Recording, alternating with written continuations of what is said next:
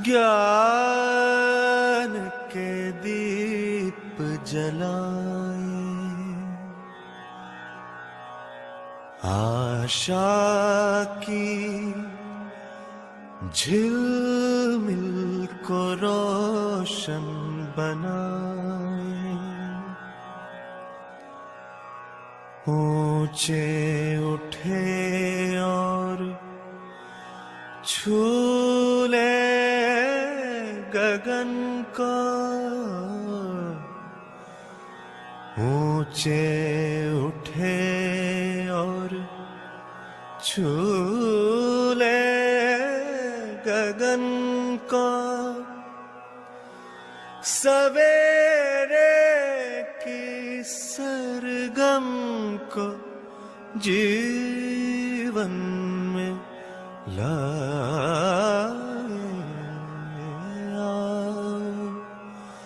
ज्ञान के दीप जलाए। सुन लो दिशाएं बुलाने लगी हैं, हवाएं नए राग गाने लगी हैं। आओ बदल दे मौसम ज़मीं के, नए कल की कल कल से पल पल सजाए, आओ ज्ञान के दीप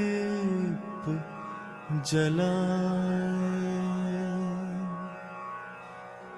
सभी को नमस्ते, सुप्रभात।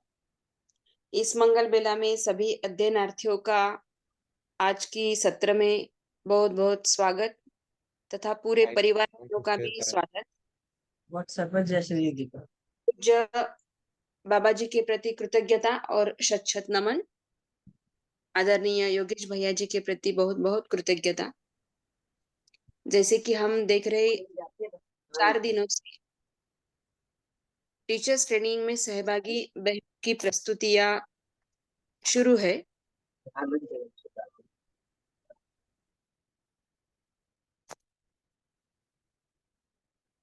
चार बहनों ने अभी तक हमारे साथ उनके अनुभव उन्होंने मूल्यों के साथ जोड़कर हमारे सामने प्रस्तुत किए। तो आज हमारे साथ जुड़ी है विद्या तांबेकर दीदी परडा से।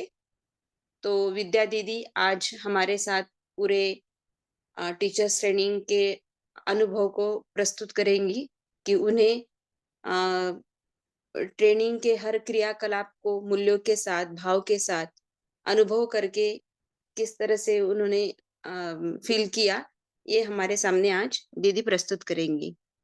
दीदी आपका बहुत बहुत स्वागत है, आप अपनी बात रख सकते हो। हाँ दीदी, धन्यवाद। आवाज आ रही है दीदी?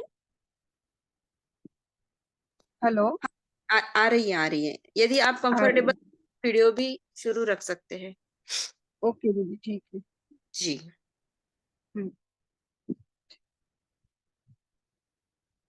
थैंक यू दीदी।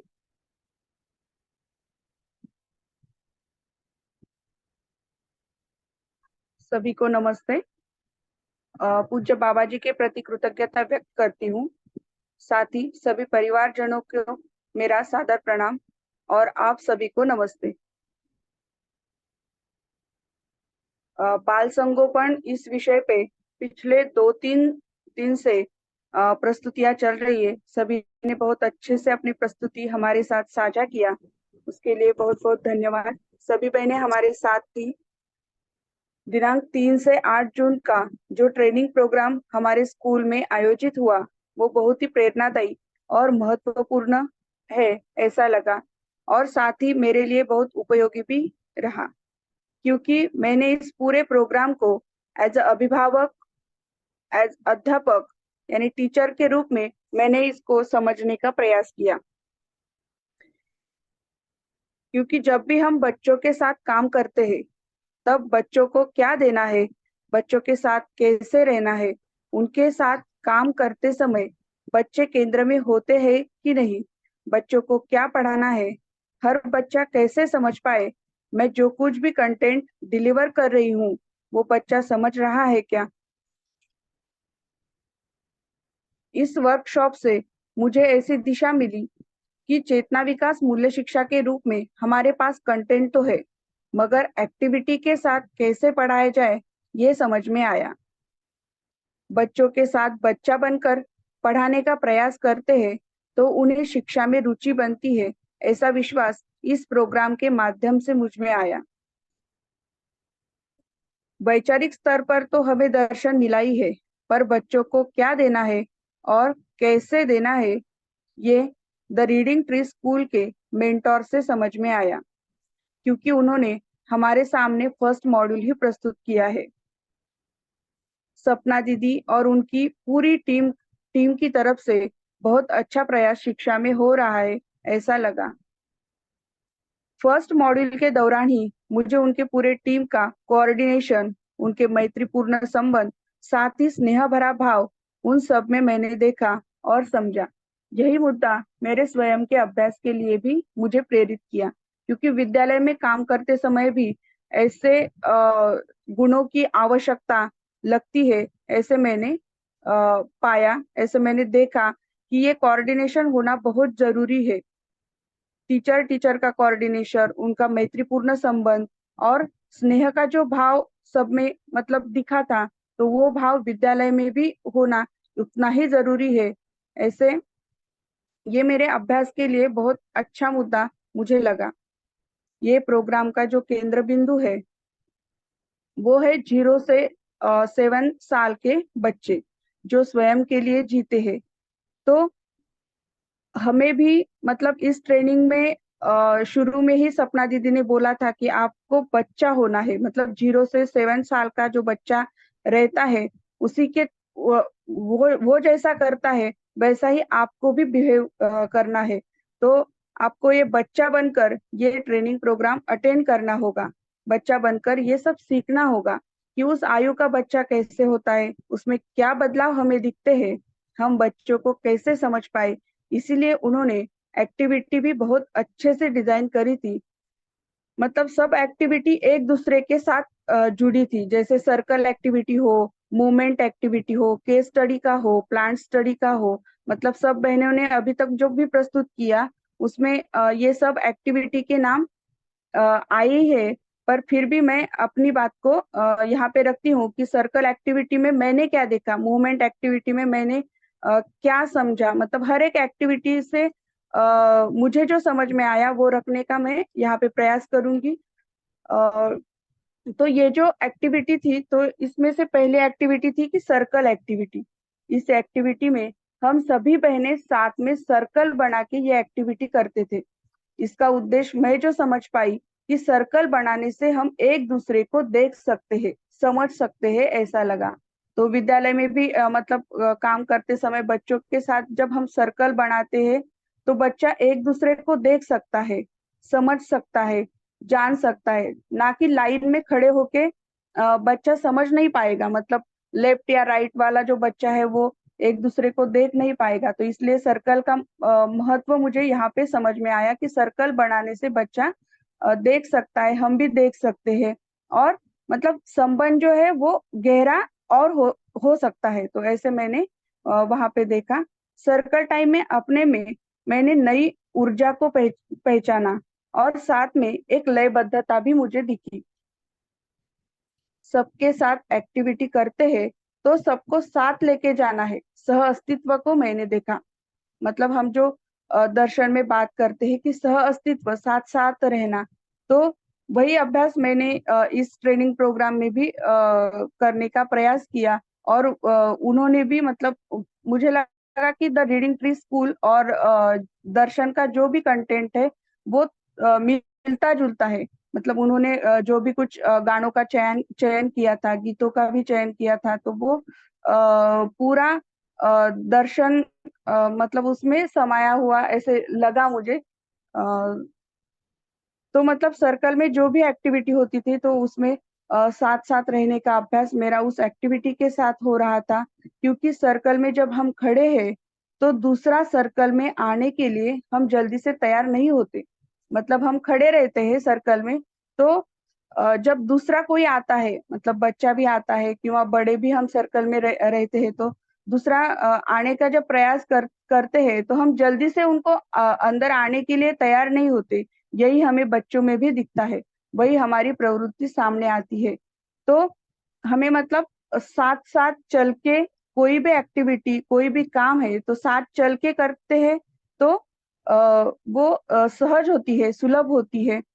तो ये मैंने देखा, और यही अभ्यास का मुद्दा बड़ों में भी है और बच्चों में भी ये दिखता है। जैसे उनके कोई गीत थे कि सपना दीदी और उनकी टीम ने जो भी कुछ गीतों का चयन किया था, तो वो गीतों का चयन जैसे मैंने पहले बताया कि ये दर्शन से जुड़ा हुआ था। जैसे उन्होंने मतलब सारी जब हम सर्कल में खड़े होते हैं तब हमारे अंदर जो ऊर्जा है वो बाहर निकाले। हम फ्रेश माइंड से अ, हम फ्रेश माइंड से कोई भी एक्टिविटी करें। इसलिए उन्होंने मतलब गीत की शुरुआत ही उन्होंने ऐसी की थी कि धरती पर मैं हूँ खड़ा, अपनी बाहें पसारे, आगे कदम बढ़ाए हम, व्यापकता इसकी जान है। सूरज को हम निहारे, उसकी किरण बिखेरे, चमकीले रंग भरेंगे फल फूल और पत्तों में। व्यापक धरती सुनहरा सूरज, हम सब सत्संग रहते हैं, मन में हमारे रंग खिले हैं उपहारों को संजो के। मतलब सर्कल टाइम में जो भी गाने होते थे वो हमें नई ऊर्जा प्रदान करते थे, और साथ ही दिन की शुरुआत एक नई ऊर्जा, नई उमंग के साथ होती थी। नए उत्साह के साथ हम आगे बढ़ते थे।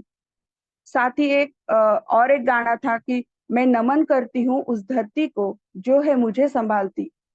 मतलब हमारे इर्द गिर्द जो भी है, मतलब धरती है, हवा, पेड़ पौधे, हम जो बोलते हैं कि सब अवस्था है, दर्शन में हम बोलते हैं कि पदार्थ अवस्था है, प्राण अवस्था है, जीव अवस्था है, ये सब एक दूसरे के साथ पूरक है। तो वैसे ही उन्होंने मतलब एक गीत बनाया हुआ था कि मैं नमन करती हूँ उस धरती को जो है मुझे संभालती। मैं नमन करती हूँ सारे संसार को और सारा संसार मुझे नमन करता है। मतलब चारों अवस्थाएं जो है वो एक दूसरे के साथ पूरक और उपयोगी होते हुए दिखाई देते हैं। तो उस गीत के माध्यम से उनका यही प्रयास था कि सभी अवस्था के प्रति कृतज्ञता का भाव मेरे मन में रहे। ऐसे गीतों का चयन उन्होंने बहुत अच्छे से किया। मतलब ऐसे गीतों का चयन करने से हम बच्चों में मतलब शुरू से मतलब 0 से 7 आयु के जो बच्चे होते हैं उनमें कृतज्ञता का भाव हम जगा सकते हैं। तो ऐसे दिखा कि विद्यालय में भी हम इसका उपयोग कर सकते हैं। मतलब बच्चों में भले ही भाषा न समझ में आए पर वो भाव को पकड़ लेते हैं। तो ऐसे मैंने देखा, तो इसलिए वो गीत भी मुझे बहुत महत्वपूर्ण लगा। उनका गीतों का चयन बहुत ही सुंदर था, ताकि बच्चों के शारीरिक विकास और मानसिक विकास के साथ ही मन और भाव के बीच संबंध का भी पता लगाना जरूरी है। मतलब शारीरिक विकास उतना ही महत्वपूर्ण है और मानसिक विकास भी उतना ही महत्वपूर्ण है। तो इसलिए मतलब भाव और मन के बीच संबंध का भी पता लगाना जरूरी लगता है। इसीलिए ये गीत महत्वपूर्ण है। अभी से बच्चों में ये कृतज्ञता का भाव आए तो बच्चे में विकृत मानसिकता हावी भी नहीं होगी। ऐसे भी मतलब मैं समझ पाई कि बच्चों में जब हम कृतज्ञता का भाव अभी से भर दे, मतलब 3 से जो हमारे विद्यालय में बच्चे आते हैं 4 से 6 साल के, मतलब प्री प्राइमरी का ही मैं बोल रही हूँ। प्री प्राइमरी के जो भी बच्चे आते हैं तो उनमें ये गीतों के माध्यम से हम भाव उनमें भरे तो इसलिए बच्चों में जो विकृत मानसिकता है, मतलब अभी हम देखते हैं कि प्रदूषण, जो कुछ भी समस्याएं अभी मानव की वजह से हो रही है, वो समस्याएं नहीं होगी, क्योंकि उस प्रति उनकी कृतज्ञता और बढ़ेगी। मतलब पेड़ पौधे है, पेड़ पौधे हमारे लिए क्या करते हैं, सारी धरती हमारे लिए क्या करती है, प्रकृति ने हमें क्या दिया है। तो ये बच्चा उस आयु में समझ जाए तो मतलब बच्चे में वो भाव आएगा, वहां पे एक संबंध बना रहेगा, ऐसे ऐसे मुझे लगा। और इसीलिए उन्होंने 3R का महत्व भी बताया। मतलब 3R उन्होंने बताया था, उनका जो पूरा कंटेंट है, स्टाइनर की जो फिलोसॉफी है, तो उसमें 3R का एक महत्व उन्होंने बताया था कि 3R मतलब पहला R रेवरेंस, दूसरा R रिदम, और तीसरा R है रिपीटेशन। मतलब हम जो भी करते हैं, कोई वस्तु का उपयोग भी करते हैं, जैसे हमने रेवरेंस को देखा पूरे टीचर ट्रेनिंग प्रोग्राम में, मतलब उनकी पूरी टीम की तरफ से जो रेवरेंस का जो भाग मैंने देखा, तो वो मैं यहाँ पे शेयर करूंगी। हम मतलब जो भी करते हैं, मतलब कोई काम करते समय कोई वस्तु का उपयोग भी करते हैं, तो हमारे अंदर कृतज्ञता का भाव होना जरूरी है। उस वस्तु के प्रति आदर होना आवश्यक है। मतलब कोई भी वस्तु है, प्रकृति से जो भी वस्तु आई है, छोटी से छोटी वस्तु है, पेंसिल है, क्रेयॉन्स है, बाकी ड्राइंग शीट पेपर है, तो उस सब वस्तु के प्रति हमारे मन में आदर होना आवश्यक है। इस प्रोग्राम में एक्टिविटी करते समय, मतलब हम ड्राइंग की एक्टिविटी कर रहे हैं, चारकोल पेंटिंग की एक्टिविटी कर रहे हैं, या ड्राइंग निकाल रहे हैं, या कोलाज का काम कर रहे हैं, कोई भी एक्टिविटी करते समय वो जो मतलब जो पूरी टीम थी, वो जो कुछ भी वस्तु हमें दे रही थी, उसे हम हाथ फैला कर लेते थे। मतलब ऐसे हाथ, दोनों हाथ फैलाकर उस वस्तु को हमारे हाथ में लेना है, ताकि उस वस्तु का सम्मान हमारे में रहे कि ये वस्तु प्रकृति ने हमको दी है, हम उसे पूरे सम्मान के साथ इसका उपयोग कर पाए। तो ऐसे बच्चे में भी हम कर सकते हैं कि बच्चों में भी ये बात हम डाल सकते हैं कि वस्तु के प्रति आदर करना, है ना। तो ये बात मुझे छू गई। जैसे हम देखते हैं कि बच्चे बड़ों को ही देखते हैं, उनका अनुकरण करते हैं और वैसा ही करने का प्रयास भी करते हैं। कभी कभी हम ही जाने अनजाने में कोई वस्तु फेंक देते हैं। जैसे घर में भी होता है कि बच्चे को कोई वस्तु चाहिए होती है, तो हम उनकी तरफ ऐसे ढकल देते हैं या फेंक देते हैं। साथ में विद्यालय में भी ऐसा होता है कि हम बैठे रहते हैं, टीचर मतलब कुर्सी पे बैठी रहती है, तो बच्चों को पेंसिल चाहिए या कोई भी वस्तु चाहिए, तो हम ऐसे फेंक देते हैं। तो उन्होंने यही बताया कि फेंकना नहीं है। मतलब फेंकने से क्या होता है कि उससे उस वस्तु का सम्मान भी न रहता, और बच्चों के तरफ गलत भाव भी हमारा पहुंचता है। तो इसलिए ये सम्मान, मतलब उनका जो सामान आदान प्रदान करने की जो सोच बहुत अच्छी लगी, कि पूरे सम्मान के साथ, मतलब कोई भी एक्टिविटी करते समय हम कोई भी वस्तु यूज कर रहे हैं या उपयोग कर रहे हैं, तो उसका पूरा उपयोग सम्मान के साथ होना है। मतलब प्रकृति ने हमको दिया है, तो उसका सम्मान होना जरूरी है।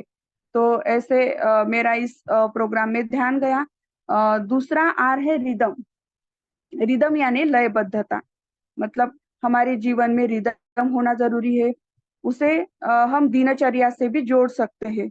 मतलब हमारी जो दिनचर्या है, मतलब सुबह से हम रात तक जो भी काम करते हैं, हमारी जो दिनचर्या है वो एक लयबद्ध तरीके से होती है। रिदम में होने से कारण हम सुव्यवस्थित होते हैं। नहीं तो मतलब हमारे अंदर ही हमारा मन मतलब ये हो जाता है कि हम ठीक से नहीं कर पाए। रात को जब हम मूल्यांकन करते हैं, कोई भी बात रखते हैं, तो ऐसे लगता है कि मैंने आज ये बात ठीक नहीं की। मतलब रिदम में न होने के कारण ये हमें नहीं दिखता कि सुव्यवस्था, मतलब व्यवस्था नहीं है ना।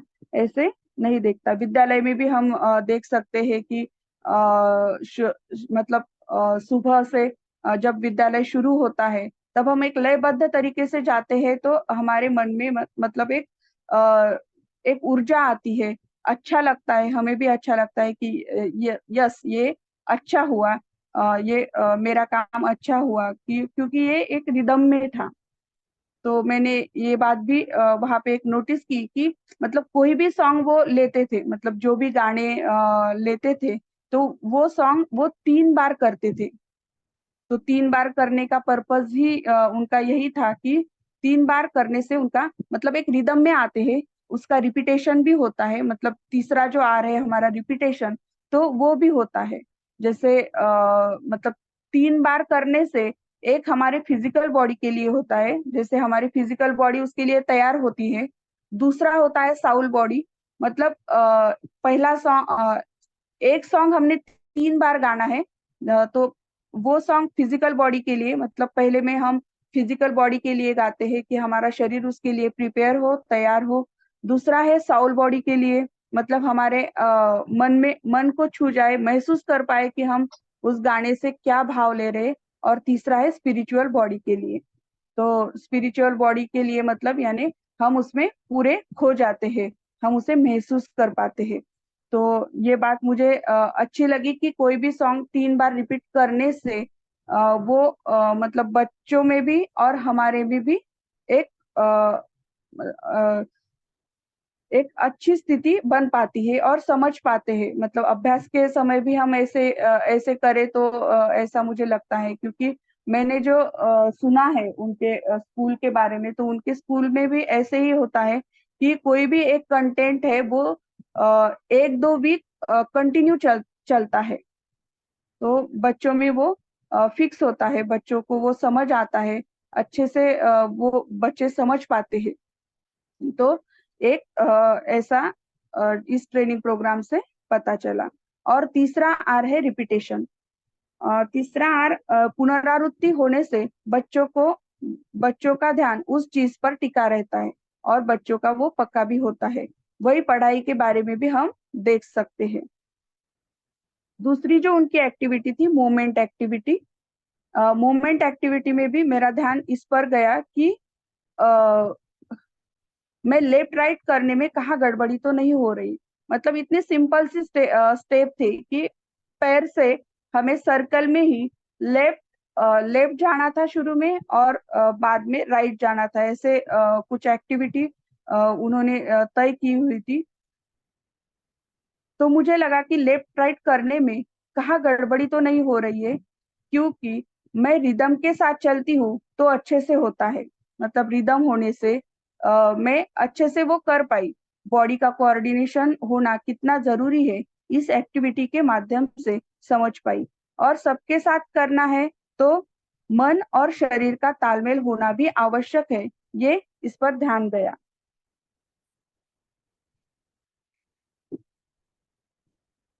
इस एक्टिविटी में लय को मैं देख पाई। बच्चे भी खेल खेल में ही जल्दी समझ पाते हैं, वैसे ही उनकी दोस्त भी बनते हैं।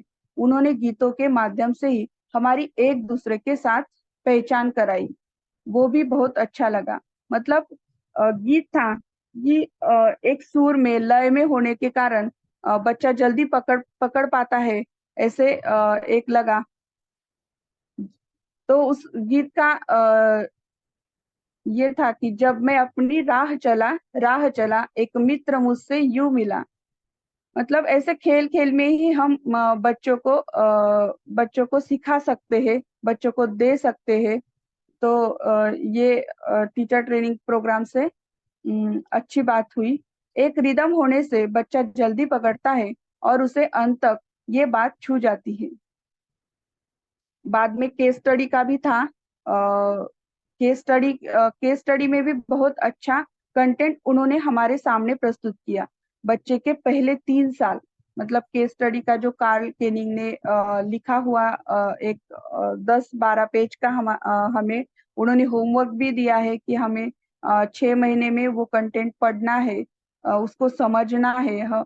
और उसमें क्या दिया है, मतलब 0 से 3 साल का बच्चा कैसे होता है, उसमें बच्चा चलता कैसा है, बोलता कैसा है, सोचता कैसा है, उसके बारे में डिटेल में उसके स्टडी में दिया है। तो हम हमारे बच्चे को देखते हैं तो मतलब हम नोटिस कर पाते हैं कि बच्चे की चलने की क्रिया कैसी है, बोलने की क्रिया कैसी है, सोचने की क्रिया कैसी है। जैसे 0 से 3 मतलब वो चलने की क्रिया कब शुरू करता है, उसके सब बॉडी ऑर्गन्स जो है वो कैसे सक्रिय रहते हैं। तो मैं ये अभ्यास मेरे बेटा जी के साथ भी मैं कर पा रही हूँ, और मेरे मतलब जो विद्यालय के बच्चे हैं उनको उनके साथ भी मैं ये देख पा रही हूँ। तो ये केस स्टडी का भी बहुत अच्छा कंटेंट उन्होंने हमारे साथ साझा किया। बहुत ही सुंदर कंटेंट मुझे लगा। जैसे जयश्री दीदी ने बताया था कि मतलब कोई भी जो बॉडी ऑर्गन्स है वो मतलब एक बॉडी ऑर्गन सक्रिय होता है तो बाकी जो आराम की स्थिति में रहते हुए भी वो सक्रिय रहते हैं। ऐसे एक कंटेंट उसमें आया था कि मतलब हम पानी पीते हैं तो हाथ हाथ और मुंह का उपयोग होता है। मतलब ये बॉडी ऑर्गन सक्रिय है, फिर भी बाकी जो बॉडी ऑर्गन्स है वो भी उतने ही सक्रिय है। मतलब आराम की स्थिति के होने के कारण ही आराम की स्थिति के होने के कारण कारण भी वो सक्रिय रहते हुए दिखाई देते हैं। तो ऐसे ये केस स्टडी मुझे बहुत अच्छा लगा। उन्होंने ये भी बताया कि केस स्टडी का जो हमें होमवर्क दिया है मतलब सब लिखना नहीं है। जैसे हम कोई भी बात मतलब पठन करते हैं या अभ्यास करते हैं तो हम लिखते ज्यादा है ना। तो उन्होंने बताया कि आप चित्र रूप में उसे निकालो, ड्रॉ करके करो। ऐसा नहीं है कि लिखना ही जरूरी है। तो ये बात मुझे अच्छी लगी। नेचर स्टडी में भी उन्होंने प्लांट्स की स्टडी हमें करवाई। नेचर स्टडी में जितने मैंने हमारे यहाँ से स्कूल से जो भी दीदी यहाँ से गई थी उनकी स्कूल में, तो उन्होंने बताया कि उन्होंने ये वातावरण क्रिएट किया हुआ है। उनके क्लासरूम में ये वातावरण उन्होंने क्रिएट किया हुआ है कि नेचर कैसा होता है। तो मतलब फर्श जो नीचे का भाग है वहां पे धरती जमीन का उन्होंने किया है, ऊपर का जो भाग है वो स्काई वाला ऐसे रंग उन्होंने दिए हैं, बीच वाला जो भाग है वो पेड़ पौधे ऐसे उन्होंने किया है। पर हमारा जो विद्यालय है परडा में, तो वहां पे ये वातावरण मतलब उपलब्ध है। तो हम उसके लिए मतलब हम बच्चों को वहां लेकर जा सकते हैं, प्रत्यक्ष रूप में हम वो एक्टिविटी कर सकते हैं कि बच्चों को दिखा सकते हैं पेड़ पौधे हैं, मतलब खुला वातावरण है। तो उनको वो मुंबई सिटी में होने के कारण उनको ये वातावरण क्रिएट करना पड़ा, पर हमारे लिए ये ऑलरेडी उपलब्ध है। तो ये बहुत अच्छा लगा कि हमें कोई मतलब क्रिएट करने की जरूरत नहीं है, जो है हमारे पास वो है ही।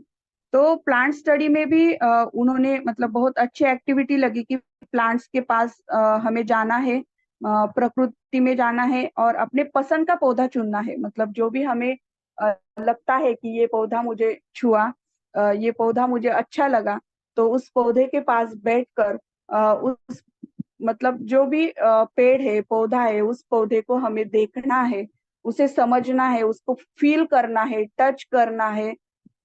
तो मतलब ये करने से क्या होता है कि एक कृतज्ञता का भाव भी बढ़ता है।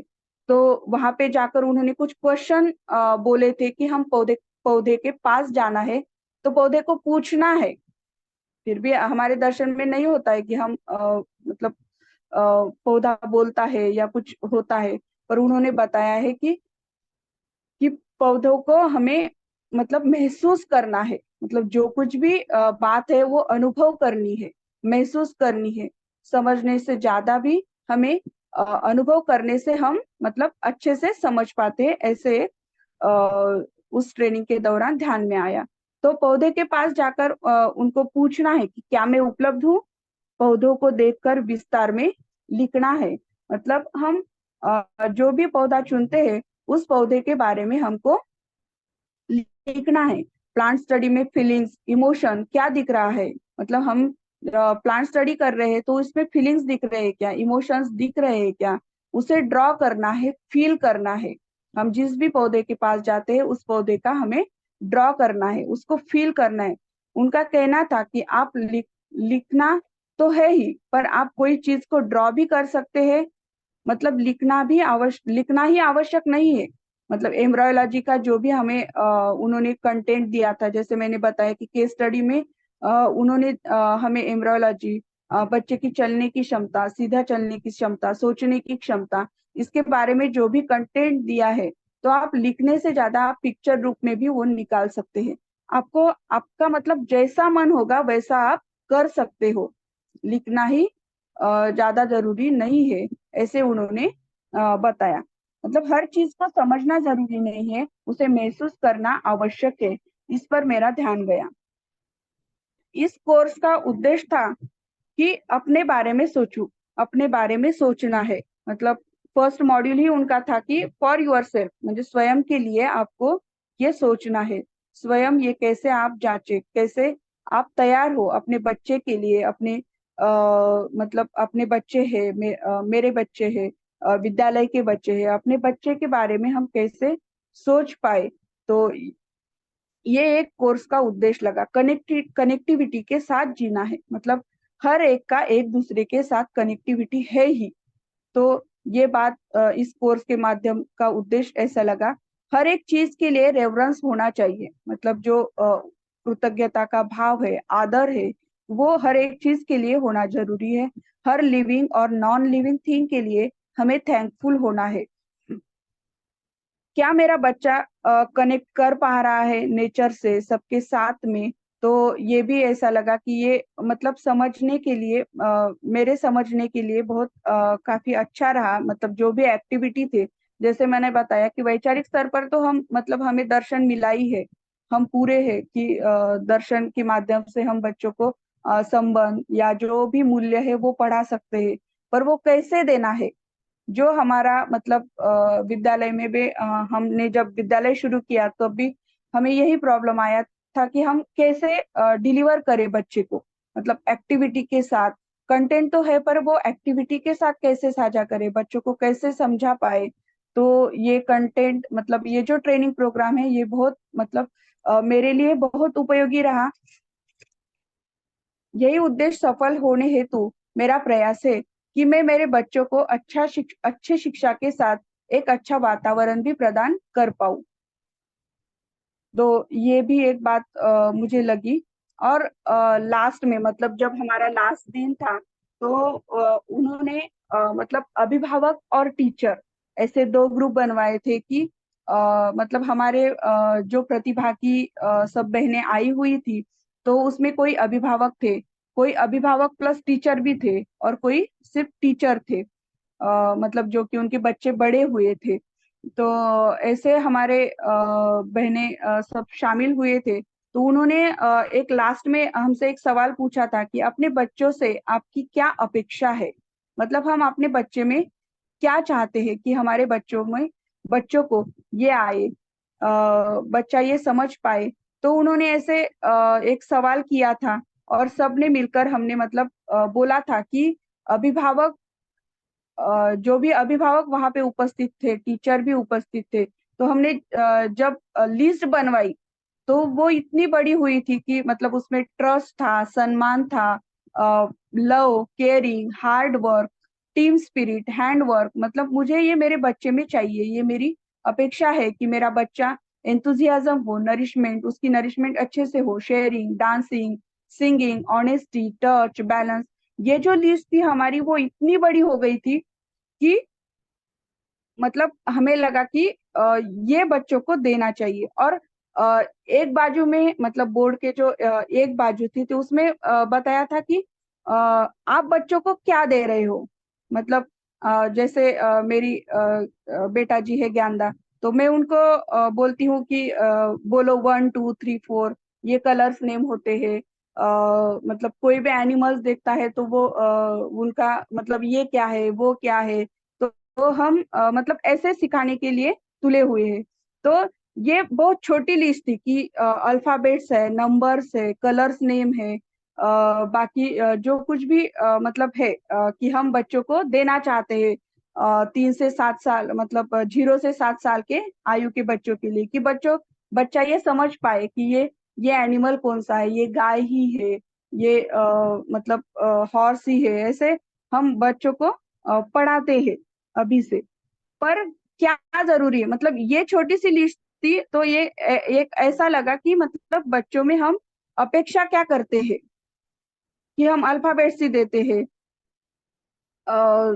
नंबर सिखाते हैं, पर बच्चों के लिए जरूरी है ट्रस्ट, सम्मान। मतलब ये जो बड़ी वाली लिस्ट थी, तो वो सिखाने के लिए हमें तैयार होना है। ये टीचर ट्रेनिंग के माध्यम से मुझे ये बात छू गई कि ये छोटा सा पार्ट है, जो भी हम पढ़ाते हैं वो तो है, मतलब एकेडमिक तो करना ही है बच्चों के साथ, पर जो हमें करना है, बच्चा हमें तैयार करना है, वो पूरे ट्रस्ट के साथ, सम्मान के साथ।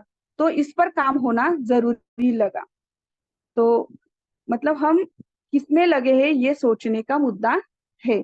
तो मुझे ये ट्रेनिंग के माध्यम से ये मतलब सोचने का, एज अ अभिभावक, एज अ टीचर, ये मुझे मतलब सोचने के लिए मजबूर किया। सब एक्टिविटी मतलब पूरे टीम ने जो भी एक्टिविटी यहाँ पे एक्टिविटी डिजाइन की हुई थी, वो सब एक्टिविटी एक दूसरे के साथ जुड़े थे। कहीं पे भी ऐसा नहीं लगा कि ये दूसरी एक्टिविटी चल रही है या मतलब अलग से चल रहा है। सर्कल टाइम से लास्ट में शेयरिंग तक, मतलब जो भी एक्टिविटी होती थी वो एक दूसरे के साथ कनेक्ट कर पा रही थी, मतलब कनेक्ट हो रही थी। जैसे उन्होंने बीन बैग का किया था कि बीन बैग हमसे बनवाए, और बीन बैग बनवा के उन्होंने मूवमेंट एक्टिविटी, वहां पे हम सब सर्कल में खड़े हुए, और वो जो बीन बैग थी, मतलब वो भी एक अच्छा लगा मुझे कि उनके जो मतलब टॉयज थे, जैसे बीन बैग हमने बनवाई, तो वो मतलब हम साधारण कपड़े से आयताकृति एक कपड़ा लेकर हम उस कपड़े में चने भरकर हमने वो बीन बैग बनवाई थी। तो ये बच्चों का खिलौना हो सकता है। तो मतलब ऐसे लगा कि हम बाजार से जो भी टॉयज प्लास्टिक के मंगवाते हैं, तो उसकी वजह से ये टॉयज दे तो बच्चा बहुत देर तक खेलेगा, उनका शारीरिक, मानसिक सब तरफ से उसका विकास होगा, इस पर भी हमारा ध्यान गया। तो ये जो बीन बैग की एक्टिविटी थी कि उसमें बीन बैग में 3 हमारे पार्टनर थे, मतलब हम दूसरों को फेंकते हैं, और हमने जिस बहन के पास मैंने वो बीन बैग मतलब शेयर की, वही दूसरी वाली व्यक्ति तीसरे पार्टनर के पास वो बीन बैग शेयर करते हैं। तो ऐसे लगा कि पास्ट, प्रेजेंट और फ्यूचर, मतलब तीनों मिला के हम देख पाते हैं कि हम पार्टनर का भी ध्यान रखते हैं कि हमारे पार्टनर को लगे भी नहीं, उनको मतलब जो भी हम थॉट पकड़ के रखते हैं, बीन बैग फेंकते समय हम एक हमारे अंदर एक भाव होता है कि हमारे पार्टनर के पास ही वो पहुंच जाए।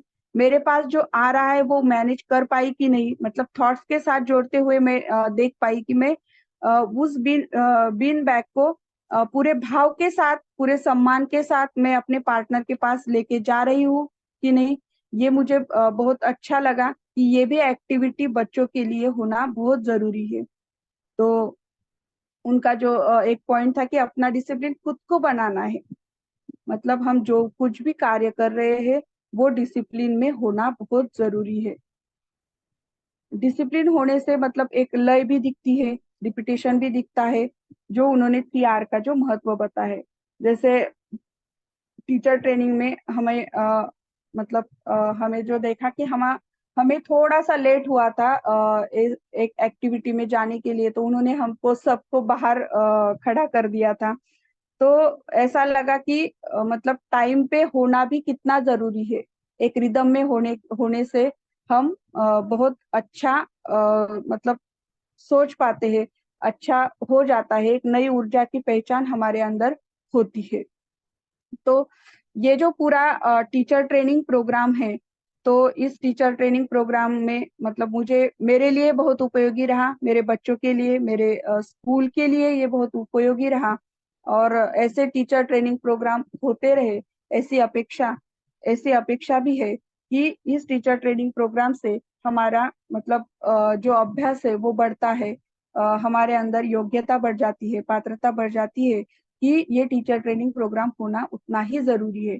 इस पूरे टीचर ट्रेनिंग प्रोग्राम से स्वयं में उत्साह और ऊर्जा के साथ मैं इसको महसूस कर पाई और मुझे नया सीखने को भी मिला। बच्चों के साथ क्वालिटी टाइम कैसे बिताए, मतलब हर बच्चा हमसे टाइम चाहता है, मतलब तो हम काम में रहते हैं, तो वो क्वालिटी टाइम हम बच्चों के साथ कैसे बिता पाए, ये टीचर ट्रेनिंग के माध्यम से मतलब मेरा जो प्रॉब्लम था वो मुझे सॉल्व हुआ। ऐसे लगा कि कोई भी एक्टिविटी हम बच्चों के साथ करके बच्चों को breathe in and breathe out, मतलब हम ब्रीद इन ही ना कर पाए। जैसे हम पढ़ाते समय 1 घंटा 2.5 घंटा हम चलते ही रहते हैं कि ये अल्फाबेट बच्चों को आना ही है, पर बच्चे 10 या 15 मिनट, मतलब प्री प्राइमरी के जो बच्चे हैं वो 10 मिनट ही बैठ पाते हैं, वो ज्यादा बैठ नहीं पाते। तो उनको ब्रीद इन के साथ ब्रीद आउट भी होना जरूरी, उतना ही जरूरी है। तो वो एक्टिविटी के साथ हम बच्चों से एक्टिविटी करके वो ब्रीद आउट कर सकते हैं। बच्चे मतलब फ्रेश होते हैं अगले एक्टिविटी के लिए, अगले कंटेंट ग्रहण करने के लिए बच्चे मतलब नई ऊर्जा के साथ तैयार होते हैं, ऐसे मैंने वहां पे देखा। क्योंकि हमारा शेड्यूल तो पूरा पैक था शुरू से ही कि सुबह सुबह 7:30 या 8:30 से हम वहां पे मिलते थे और लगभग शाम को 6 बजते थे।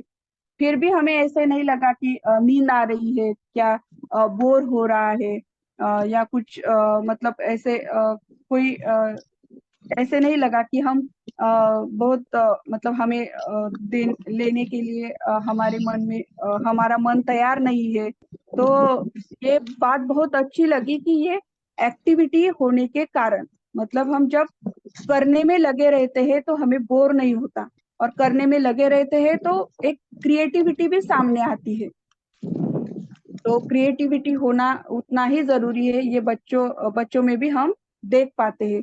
और टीचर ट्रेनिंग के माध्यम से मुझे ऐसे लगा कि 0 से 7 आयु के जो बच्चे हैं उन पर अभ्यास करना बहुत जरूरी है।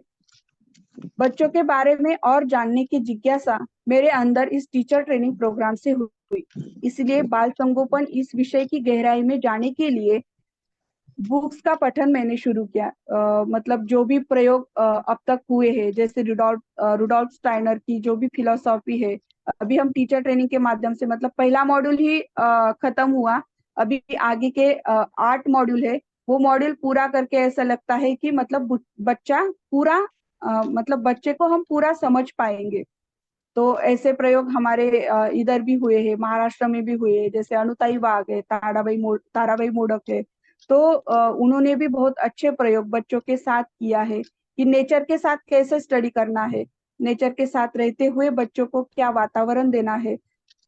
तो ये जो सब बुक्स है, तो उसका पठन मैंने मतलब मुझे लगा कि ये टीचर ट्रेनिंग के माध्यम से कि ये अभ्यास करने का मेरे लिए मुद्दा है। मैं इस पर और मतलब गहराई में जा सकती हूँ कि ये जो बाल संगोपन है कि इस गहराई में और मैं जा सकती हूँ। क्योंकि अभी मैंने जो देखा कि अनवय बेटा जी तो अभी बड़ी हुई है, पर छोटी जो बेटा जी है ज्ञानदा, तो उनके लिए ये मैं अभ्यास मतलब कर पाऊंगी, ऐसे मुझे लगता है कि मतलब जो भी गलतियां मतलब जो कुछ भी है जो अनवय के बारे में मैं नहीं सोच पाई बड़े बेटा जी के लिए, तो वो मैं इस टीचर ट्रेनिंग के माध्यम से ज्ञानदा के लिए सोच पाऊं, ऐसा मेरा विश्वास बना। तो इसी के साथ मैं अपनी बात को पूर्ण विराम देती हूँ। और धन्यवाद दीदी, बहुत अच्छा ट्रेनिंग था और बहुत हमारे में ऊर्जा और उत्साह पूर्ण ये वातावरण रहा। हमारे ये जो 6 दिन थे, हम सभी बहनें थे, तो इसलिए हम मतलब खुल के जी पाए, खुल के रह पाए और मतलब सबके साथ अच्छे से शेयरिंग हुई। तो ये बात मुझे बहुत अच्छी लगी। धन्यवाद दीदी। बहुत बहुत धन्यवाद दीदी। बढ़िया, बहुत ही प्रेरणादायी प्रस्तुति रही और सभी मुद्दों को बहुत अच्छे से दीदी ने हमारे सामने रखा। तो एक बार ऐसे लगा कि फिर से हमने पूरे ट्रेनिंग को फ़ील किया। बहुत-बहुत धन्यवाद दीदी। उसमें दीदी ने बहुत अच्छी सी बिंदुओं पर अपना ध्यानाकर्षण किया, जैसे कि सर्कल की एक्टिविटी के द्वारा हम किस चीज़ को देख सकते हैं, संबंध को हम गहरे कर सकते हैं, गीतों के द्वारा हम ऊर्जा प्रदान कर सकते हैं। 3 आर्स का भी महत्व दीदी ने बताया और फिर हर एक चीज़ को समझने के बजाय उसे फ़ील करना आवश्यक है। तो इस चीज़ पर दीदी ने ध्यानाकर्षण कराया, उसके लिए बहुत-बहुत धन्यवाद। और एक चीज़ दीदी ने बहुत अच्छे से बताई कि हर लिविंग और नॉन लिविंग चीज़ों को हम थैंक यू कैसे कर सकते हैं और उसी से कृतज्ञता का भाव भी हम में पनपने लगता है। तो बहुत-बहुत धन्यवाद दीदी। एक और अच्छी-सी चीज़ दीदी ने हमें बताई कि हमारे बच्चों में हम क्या देखना चाहते हैं। जैसे कि केयरिंग है, शेयरिंग है, प्रेम है, सम्मान है, विश्वास है और अभी हम बच्चों को क्या दे रहे हैं। तो ये ये जो चीज़ है उस पर बहुत विचार करने की आवश्यकता है। इन सभी चीज़ों पर ध्यानाकर्षण कराने के लिए बहुत-बहुत धन्यवाद दीदी। हम इसी चर्चा की श्रृंखला को आगे बढ़ाने के लिए मैं प्रोमिला दीदी को आमंत्रित करती हूँ कि दीदी अभी हमारे पास 10-12 मिनट है, तो दीदी मूल्यों पर अपनी बात रखे तो बहुत अच्छा रहेगा। दीदी जी नमस्ते प्रोमिला दीदी। दीदी जी, नमस्ते दीदी, आपका स्वागत है। जी दीदी नमस्ते दीदी, सभी को नमस्ते। मैं एक स्क्रीन शेयर किए, विजिबल है दीदी? हाँ दीदी, हाँ विज़िबल है। तो जैसा कि अभी विद्या दीदी ने प्रस्तुत किया कि हमको बच्चों को सम्मान के साथ तैयार करना है, तो आज की जो मेरी प्रस्तुति है उसका विषय भी है सम्मान। तो जो योगेश भैया ने जो मूल्यों की चर्चा हमारे साथ रखी थी, शिष्ट मूल्यों की और स्थापित मूल्यों की चर्चा, तो उस चर्चा को हमको पाठ्य वस्तु में कन्वर्ट करने का एक निर्देश हमको मिला था। तो आरती बेटा जी ने भी एक प्रस्तुति की थी कि हमको किस फॉर्मेट में उसको लेखन करना है पाठ्य वस्तु के रूप में।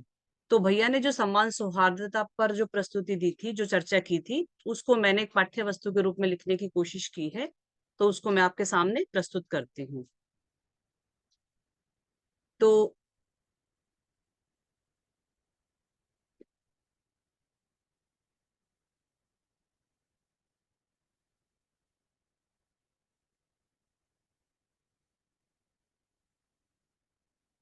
जी, तो इसको हम शुरू कर सकते हैं इंट्रोडक्शन या एब्स्ट्रैक्ट के साथ।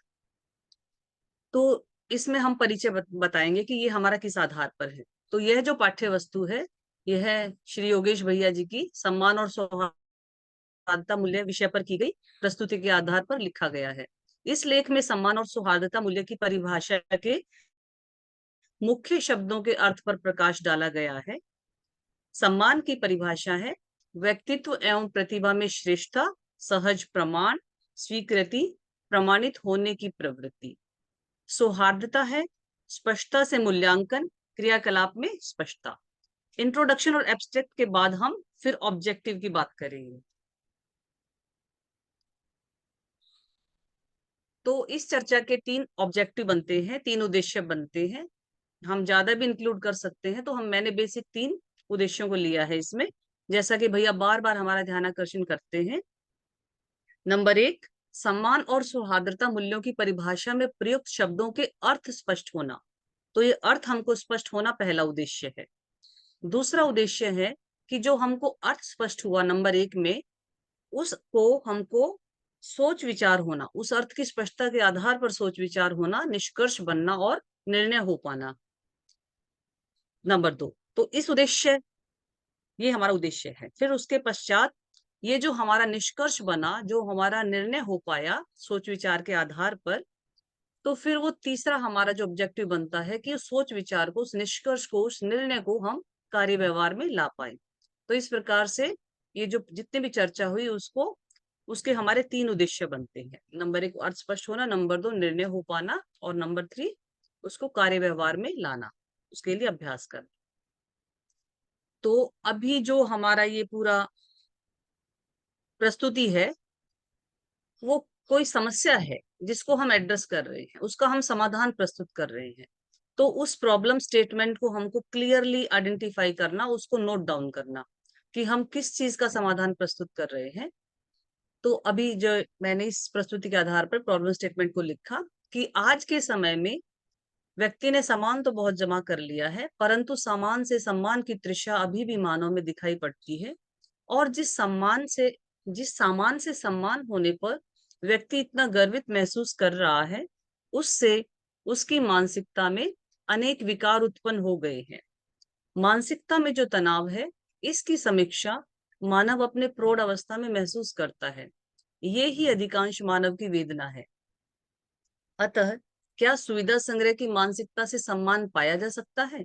ये आज मानव जाति के समक्ष मूल प्रश्न बनकर खड़ा है, क्योंकि आज संबंधों में परस्परता की कमी, भाव का अभाव और कम देकर अधिक पाने का दृष्टिकोण हमें सम्मान तो नहीं दिला पा रहा है, और हम सम्मान की अपेक्षा में मानसिक तनाव के दौर से गुजर रहे हैं। तो ये हमारी प्रॉब्लम स्टेटमेंट हुई। अब इस प्रॉब्लम स्टेटमेंट का हमको समाधान प्रस्तुत करना है, जो कि हमारी प्रस्तुति का मेन कंटेंट है, मुख्य विषय वस्तु है। तो इसमें स्थापित मूल्य सम्मान और शिष्ट मूल्य सौहार्दता, तो उसको भी तीन भाग में कैसे, जो तीन उद्देश्य थे उसी के आधार पर तीन हमारे ये बन गए भाग। इसके पहला भाग है अर्थ की स्पष्टता, जिसको हम अंडरस्टैंडिंग भी कह रहे हैं। तो कौन कौन से बिंदु इसमें स्पष्ट किए गए? तो वो बिंदु थे, व्यक्तित्व के बिंदु थे, यानी सम्मान की मौलिकता के क्या बिंदु थे? रूप का सम्मान, गुण का सम्मान, परिश्रम का सम्मान। तो पहले हम इन तीन बिंदुओं पर दो बिंदुओं पर बात करते हैं, दोनों बिंदुओं पर हम परिश्रम करते हैं, तो इसी को हम ये कहते हैं व्यक्तित्व। तो सम्मान की मौलिकता जो है वो चार बिंदुओं में है, रूप, गुण, स्वभाव और धर्म। तो पहले हम रूप गुण की बात करते हैं। इनमें जब हम इनके निखार के लिए जब हम काम करते हैं तो उसको हम व्यक्तित्व बोलते हैं। तो व्यक्तित्व कैसे विकसित होता है उसकी इसमें बात की गई है। तो रूप का सम्मान, तो रूप का सम्मान, मानव अपने चरित्र के कारण रूपवान होता है। चरित्र निर्माण के लिए मानव परिश्रम जो करता है उसको सम्मान कह रहे हैं। तो ये परिश्रम किस चीज के लिए है? ये भाव में के लिए है, भाव से है परिश्रम है, और भाव के लिए व्यक्त होना, इस परिश्रम को हम सम्मान कह रहे हैं। तो इससे हम अपने चरित्र को विकसित करते हैं और इससे हम रूप का सम्मान सुनिश्चित कर सकते हैं। उसके पश्चात है गुण का सम्मान। तो सम्मान की मौलिकता का जो दूसरा आयाम है वो है गुण। तो मानव सद्गुण जो प्रभाव के रूप में मानव के द्वारा व्यक्त होते हैं, तभी मानव संबंधों में भावों का पोषण कर पाता है और स्वयं भी प्रेरणा पाता है। तो अभी जो ये प्रस्तुतियां हैं, जो वातावरण बना है, ये जो व्यक्तित्व का प्रभाव हम पर आता है, इसको हम ग्रहण करते हैं और हमारे भावों का पोषण होता है और इसी प्रकार से हम प्रेरणा पाते हैं।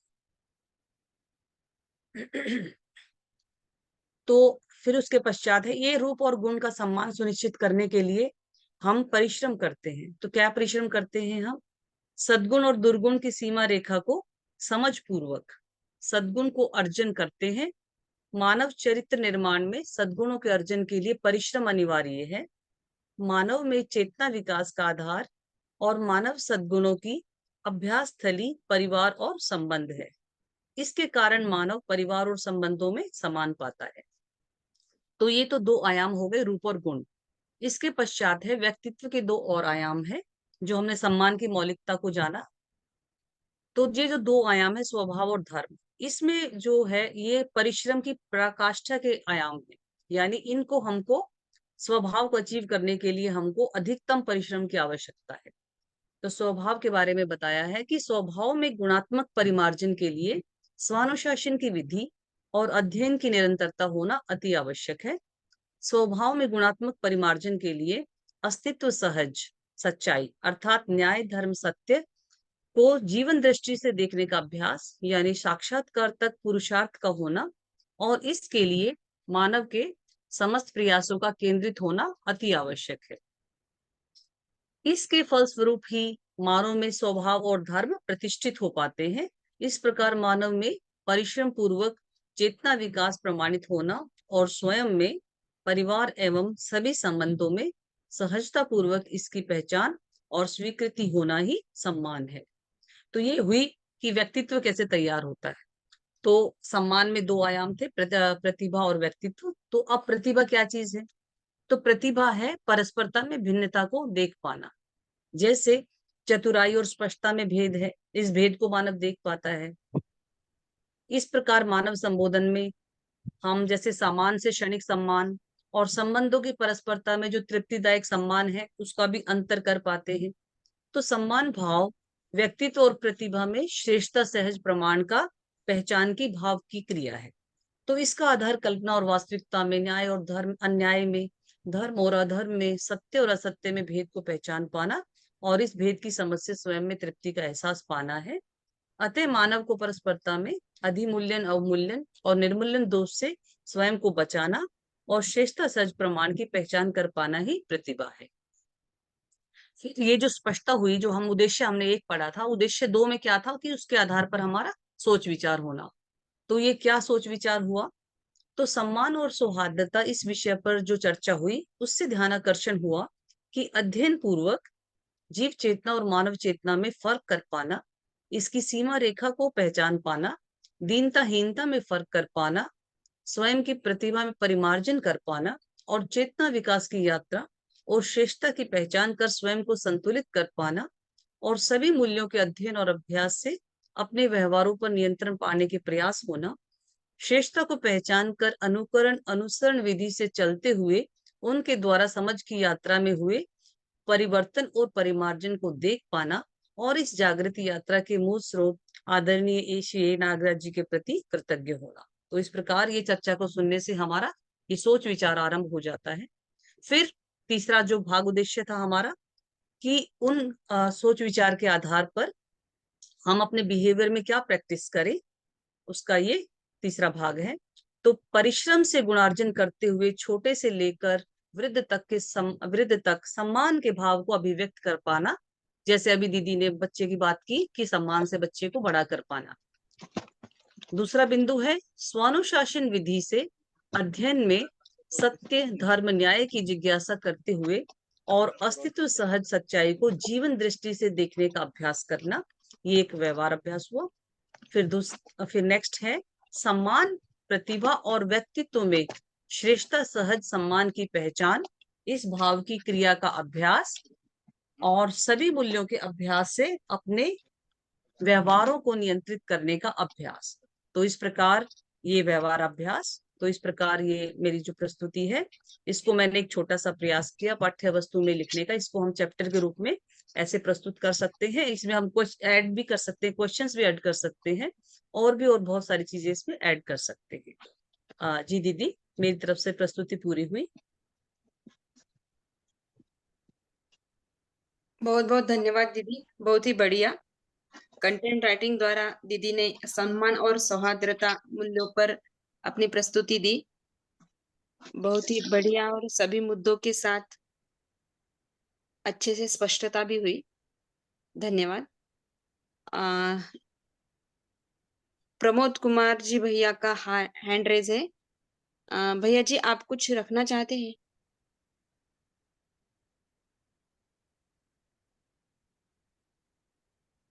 प्रमोद भैया जी।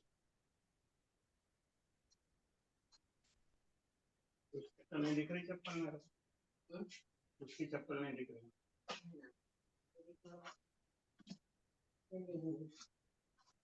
हाँ दीदी नमस्ते। नमस्ते नमस्ते भैया। ओ थोड़ा खोलने में लेट हो गया दीदी। मैं ये अभी जो दीदी बता रही थी कि 2-3 गीत भी मतलब उसमें रखा गया था, तो वो हम लोग को मिल सकता है क्या?